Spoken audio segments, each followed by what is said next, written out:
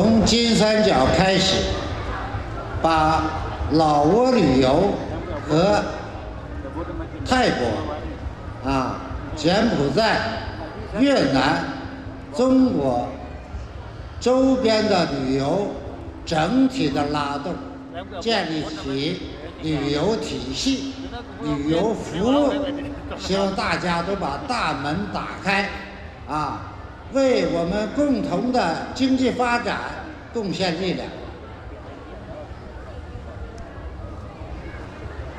การท่องเที่ยว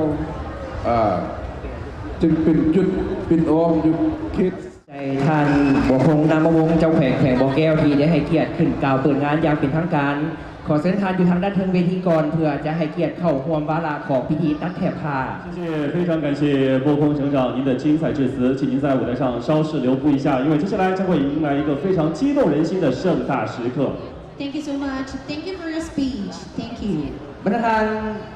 การนำทางราที่เข้าร่วมเป็นนับถือ政委主席的精彩致辞，通过他的描绘，我们可以预见一个更加美好、更加灿烂的特区。好的，下面欢迎各位来到我们的前台区域准备。ก็กำลังที่จะ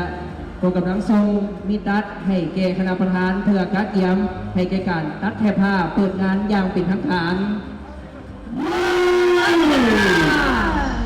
ขอแสดงผลตบมือส่งท้ายให้แก่การเปิด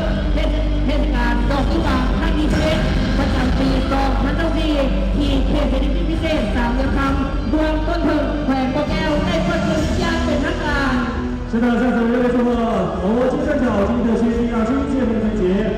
正式开幕。Well, congratulations on the grand opening of the 21st Epoch Festival. Enjoy special. ภาพเป็นที่ระลึกบันทึกความทรงจำบันทึกความประทับใจบันทึกวินาทีอันเป็นสิริมงคลในการเปิดเทศกาลดอกนิ้วบานครั้งที่11ประจำปี2024ที่เมืองต้นเทิงแขวงบ่อแก้ว是的。是的，这让生活的悠扬中相对着厚重的祝福，也预示着我们特区经济开放包容、大有ตอนนี้ครั้งที่11ประจำปี2024ที่แขวงบ่อแก้ว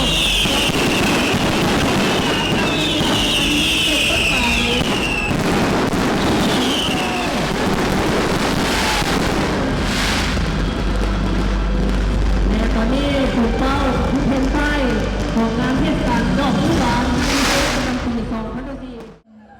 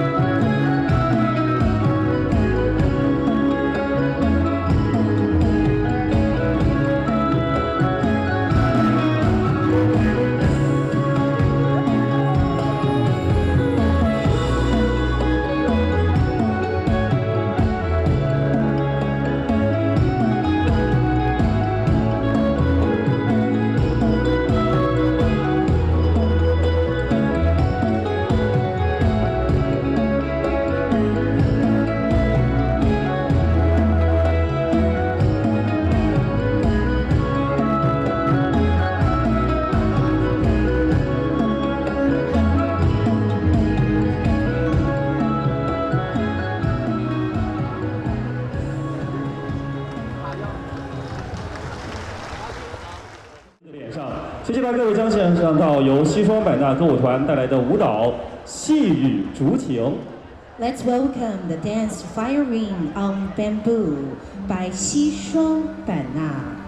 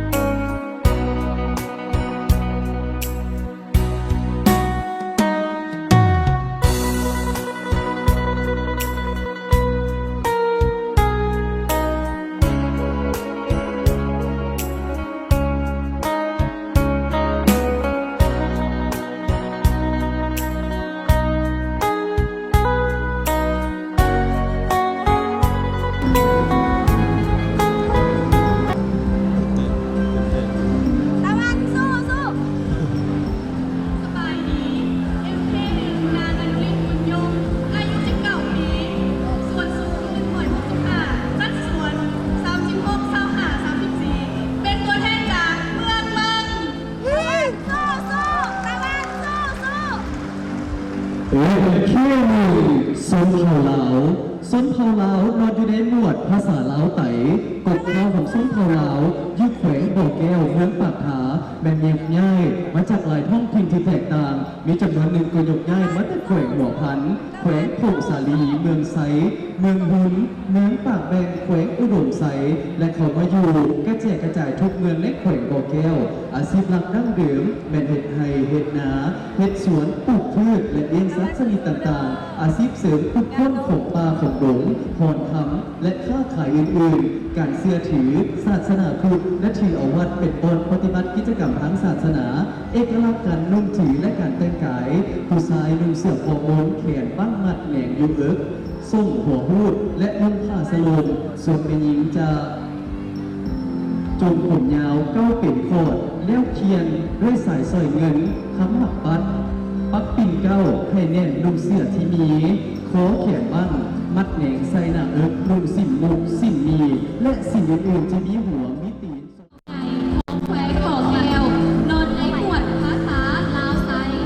ความเป็นม้าเผาใจดำอยู่แขวงบ่อแก้วเมนมาจากดินแข็งแสงสลาโตโตเวียดนามการตั้งพื้นฐานเมนมาตั้งอยู่เขตทงเรียงแถบนางบ้านเมืองเป็นแถวอาชีพหลักเฮ็ดไก่เฮ็ดนาเลี้ยงสัตว์นอกนั้นปลูกมอนเลี้ยงมอนเฮ็ดสวนฝ่ายตำหมูคือเอาการปลูกสาลีปลูกยาสูบเฮ็ดสวนครัวเป็นสำรอง การเชื่อถือแฟนถือสีเดือนเป็นต้นหมอดูหมอยาว การนุ่งถือนุ่งน้ำเอกลักษณ์ของเขาและเต้นเป็นพื้นฐานหรือเดินวานเต้นแสงนอกจากนั้นเรานิทานเราประวัติเก่าแก่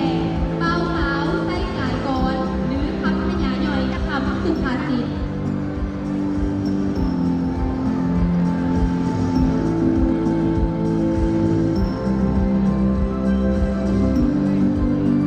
三号选手李树达温给来自东横县衣着。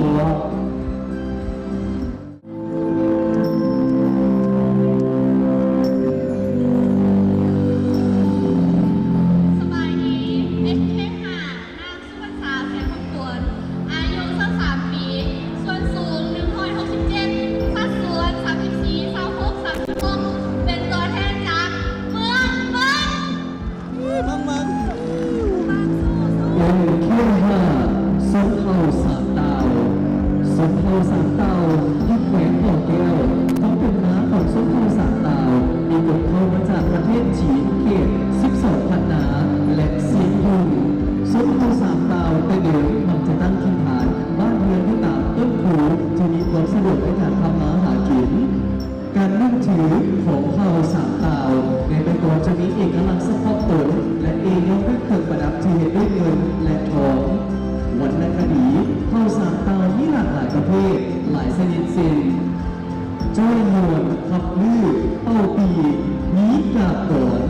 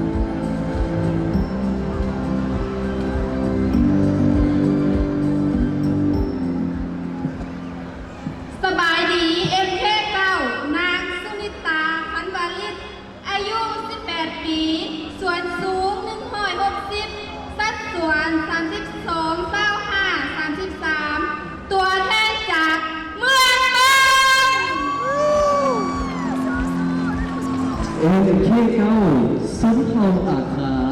แม่นชนเผ่าหนึ่งที่นอนในหมวดภาษาจีนติเบตเป็นชนเผ่าที่มีเอกลักษณ์และวิถีชีวิตทางด้านวัฒนธรรมสมประกอบมีสีสันอันหลากหลายเผ่าอาคานี้มีสีแสงประกอบมีคืออาคาเจอาคาเบียงอาคาลูมาอาคาห่อความเป็นมาของเผ่าอาคาส่วนหลายแม่นย้ายมาจากเมืองรองแขวงหลวงลังกาแต่ปี 1969 การตั้งภูมิลำเนาดั้งเดิมเผ่าอาคามักจะอาศัยอยู่ตามเจ้ยผู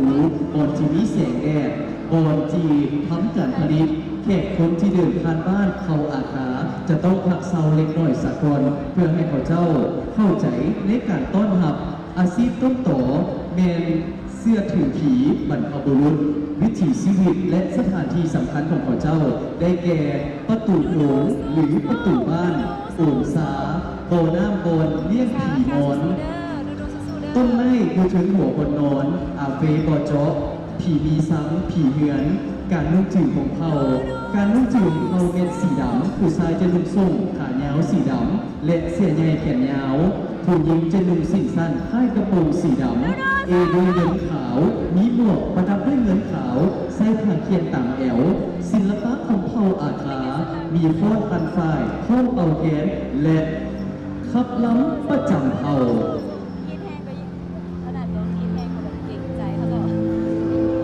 9号选手来自伦敦的苏利达·坎巴利，衣着阿卡族服装。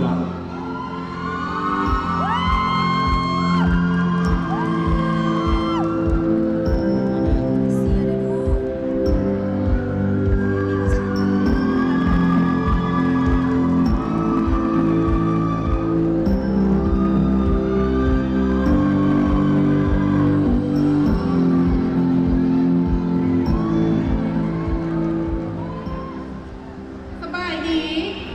MK10 นางอาริยาลูกปัญโยส่วนสูง168 สัดส่วน 34 36 36 ตัวแทนจากเมืองห้วยทราย ความเป็นมายาวนานถึงกับชนเผ่าอื่น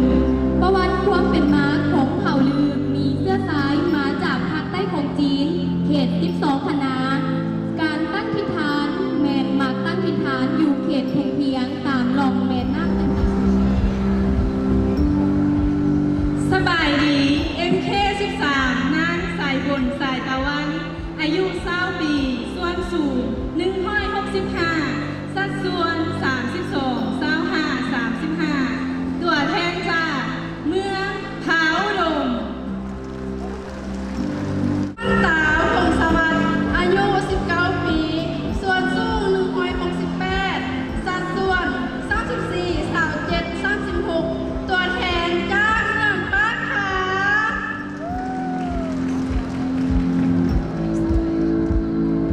MK14 ชนเผ่าล้าหูสีแมนชนเผ่าหนึ่งที่นอนใน 13 ชนเผ่าของแขวงบ่อแก้ว 13 ชนเผ่าของแขวงบ่อแก้วชนเผ่าล้าหูมีอยู่3แสงคือล้าหูหูล้าหูอากาศและล้าหูสีเป็นชนเผ่าที่มีคุณเชื่อทางด้านวัฒนธรรมที่เป็นเอกลักษณ์ของตนเองเฉพาะแล้วยังเป็นเผ่าที่ยุ่งมันต่อสู้กับธรรมชาติเพื่อดำรงชีวิตการตั้งภูมิลำเนาเผ่าล้าหูถึงว่าจะมีหลายแสงหลายกลุ่มก็ตามแต่โดยรวมแล้วคนเผ่านี้ก็มีจุดคล้ายคลึงกัน โดยเฉพาะการตั้งบ้านเรือนอยู่ที่โนนเขตป่าไม้ดงนา มีห้วยน้ำไหลผ่านเพื่อความสะดวกในการทำมาหากินเลี้ยงชีพตนเอง ความเชื่อถือเขาเจ้าเชื่อถือผีมอเยาการนุ่งถือเขาล้าหูแต่ละแสงการนุ่งถือแม้แตกต่างกัน สัดส่วน 32 35 34 ตัวแทนจากเมืองห้วยทราย MK15 ชนเผ่ามงเป็นชนเผ่าที่นอนในหมวดภาษามงขแมเผ่ากึ่งยุยุคง่ายเขามาตั้งถิ่นฐานอยู่แขวงบ่อแก้วเมืองผาอุดม